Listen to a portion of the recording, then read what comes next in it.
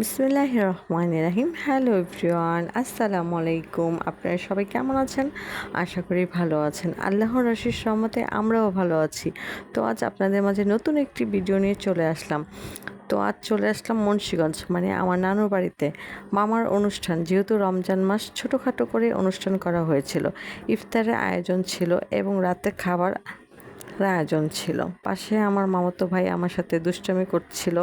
ইফতারের আগ মুহূর্ত সবাই মিলে ইফতার সাজাচ্ছিলাম, সেটা আপনাদের সাথে শেয়ার করলাম। পাশে রাতের জন্য ছিল চিকেন ফ্রাই, চিকেন রোস্ট ও গরুর মাংস ভুনা। সেগুলো ভিডিও করতে পারিনি, ক্ষমা দৃষ্টিতে দেখবেন।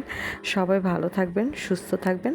আপনারা সবাই আমার মামা মামির জন্য দোয়া করবেন, যেন তারা তাদের নতুন জীবনটা হাসি খুশি হয়ে কাটাতে পারে।